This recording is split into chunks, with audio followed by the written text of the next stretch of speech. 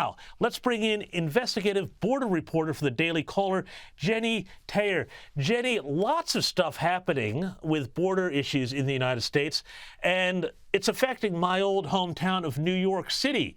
Seems like the border chaos hasn't really slowed down too much after the ending of Title 42. What's the latest on the situation first at the border, Jennie?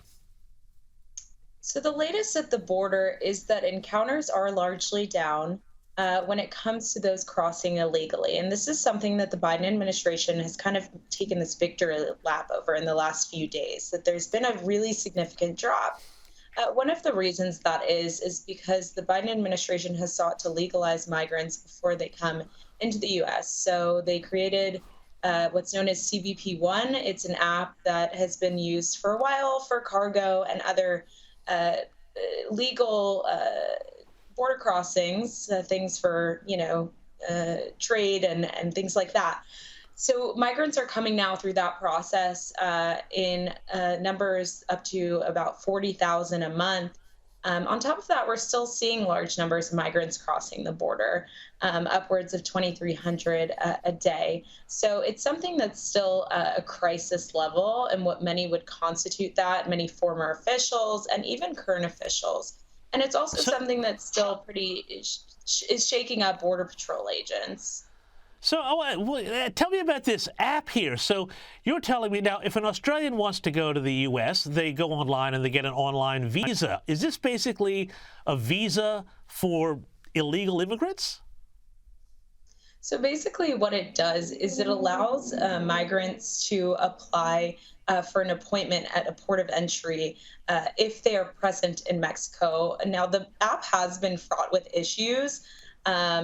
And many migrants have had problems with it. And that's why the Biden administration has expanded the number of appointments and the number of people that it accepts through this. So yes, you are seeing large swaths of people that say they would come illegally if they didn't have this app, and are coming now through this process with the help of NGOs in Mexico and, of course, the Biden administration. Right, so they've just sort of normalized the chaos, it sounds like. Now, I want to go to New York City, where Mayor Eric Adams has a bold new plan to house migrants. Listen to this. It is my vision to take the next step to this, to go to the faith-based locales, and then move to private residents. There are residents who are suffering right now because of economic challenges. They have spare rooms.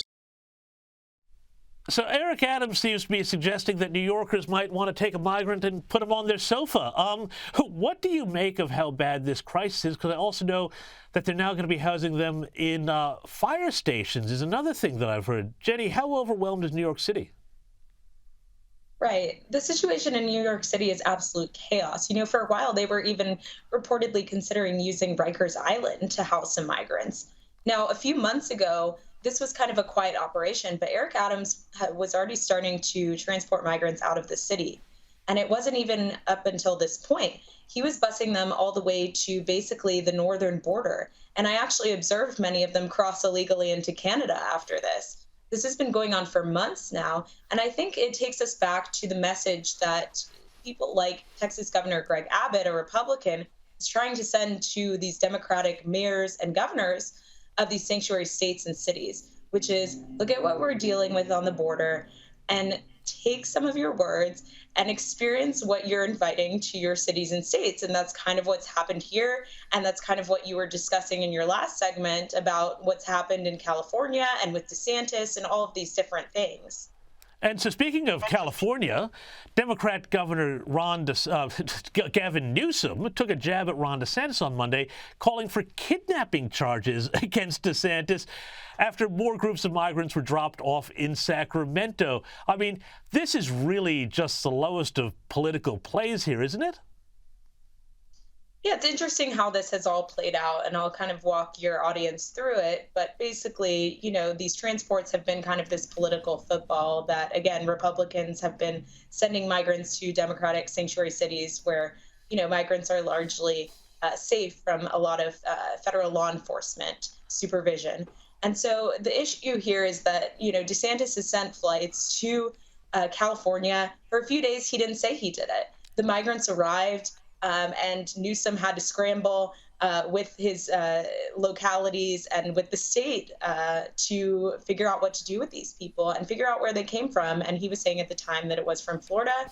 And since we have learned that it was, Florida Governor Ron DeSantis behind these 2 flights of migrants from the border to California. So it is become this political war of words where you have, again, another sanctuary state, just like New York, but now it's California, that has invited these people to come to their areas to get benefits and to be immune from some of law enforcement's reach over them, and to now live in those areas as opposed to places like Florida, which has now passed more restrictive laws against illegal immigration.